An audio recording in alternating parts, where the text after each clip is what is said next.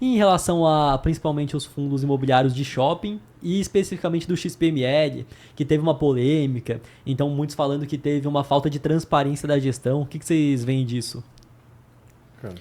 Bom, o XPML11 eu acho que é um fundo bem interessante e é uma questão que teve polêmica há pouco tempo, falando sobre o endividamento, a necessidade teórica de fazer uma venda de um fundo imobiliário para não ter calote, etc. Acho que é um olhar muito sensacionalista. Assim, eu acho que o XPML11 ele tem uma gestão competente que se provou ao longo do tempo e ter um certo nível de alavancagem financeira, até certo ponto é saudável e faz parte da estratégia da gestão.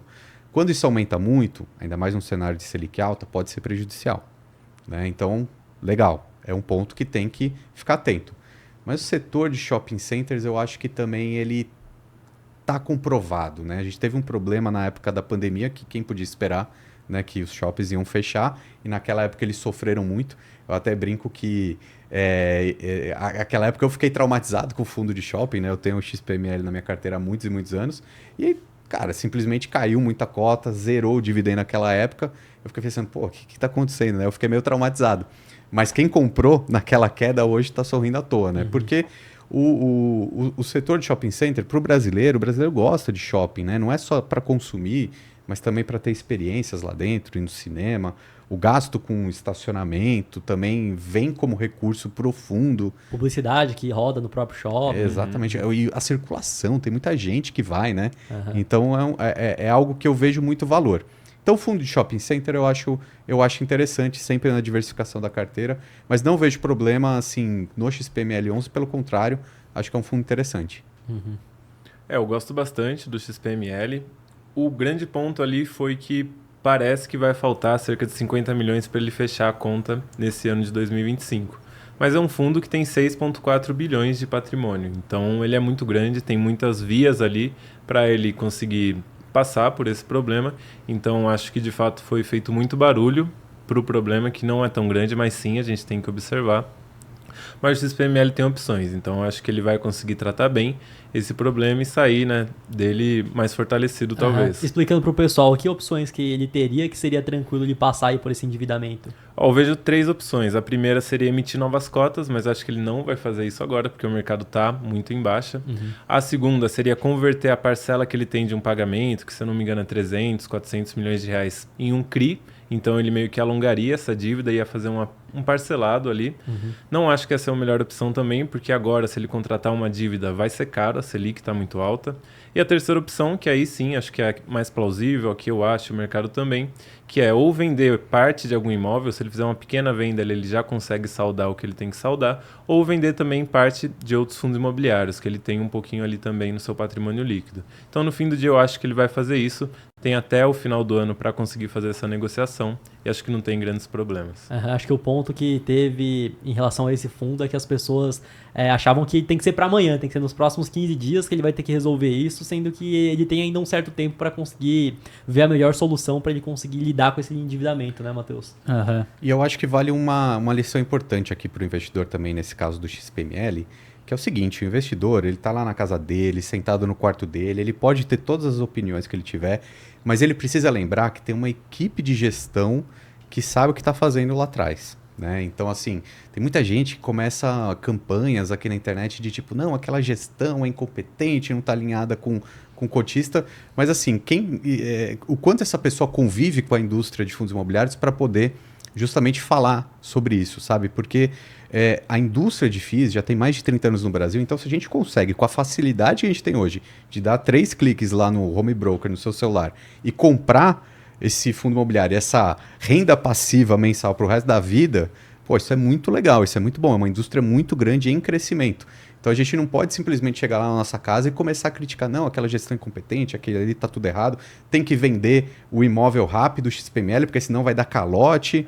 Cara, a gente não precisa ter esse desespero, né? A gente precisa sim acreditar na gestão do fundo que você investe, tá? Eu acho que esse é um ponto. A gente tem que lembrar, pô, a gente está com um analista aqui de fundo imobiliário que falou, cara, a gente tem a opção A, B e C.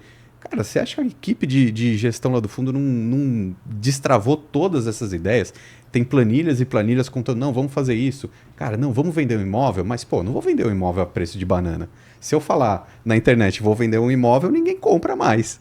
Né? Igual o jogador de futebol. Se você falar que você quer vender alguém, o preço dele vai lá para baixo. Você não consegue vender mais. Tem que fazer as negociações sem O que a própria divulgar, gestão né? expõe acaba, antes da hora, acaba influenciando no que ela No vai preço, fazer, né? sim. Exatamente. Então, assim, a gente precisa confiar na gestão e saber que a indústria de fundo imobiliário está crescendo, já cresceu, já é substancial, e a gente depende dessas gestões, dessas gestoras, enfim.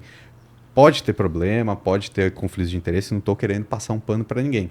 Mas a gente não pode simplesmente fechar o olho e falar assim, não, tá tudo errado, tá todo mundo ruim. Enfim, é um alerta aqui de confiar na gestão do seu fundo imobiliário. E eu vejo ainda mais esse setor de shoppings, que aqui no Brasil é um mercado muito diferencial até de países desenvolvidos. Então aqui, querendo ou não, infelizmente a segurança não é muito boa.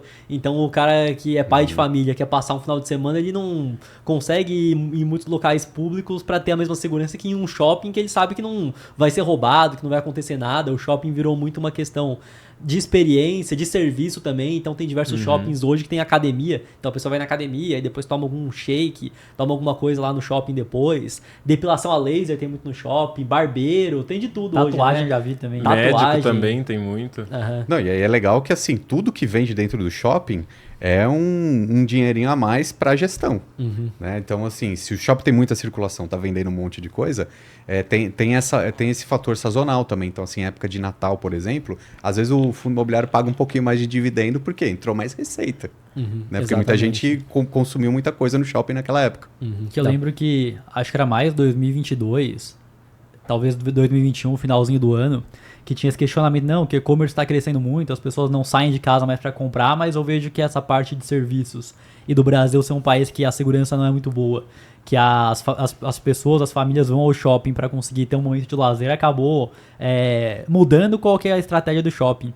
Até mesmo nos Estados Unidos eu tinha visto que a Best Buy, né, que estava passando por algumas dificuldades, trocou um pouco do modelo de negócio, então as pessoas compram online, porém as marcas querem um destaque a mais na loja para ter uma experiência com a TV, uma experiência com o videogame ali, pagam a mais para estar em um lugar mais privilegiado na loja para conseguir ter esse destaque físico mesmo, né? Exato. Não, e outra coisa que é legal também, você pode comprar online e retirar na loja, né, em algumas grandes lojas, magazines que tenha no shopping. Às vezes o shopping, se ele tiver uma loja grande lá, pode ser um mini centro de distribuição. Então serve até para logística de entrega, para chegar mais rápido. Enfim, tem essas possibilidades. Exato. Se você tem mais de R$200 mil investidos ou investe mais de R$3 mil por mês, eu tenho um recado para você. Estamos com as vagas da Dinai Capital abertas para fazer a gestão do seu patrimônio sem nenhum conflito de interesses. É uma carteira 100% personalizada de acordo com seus objetivos, montada por um de nossos consultores especializados. Para receber uma análise da sua carteira, é só clicar no link da descrição e preencher apenas 5 perguntas.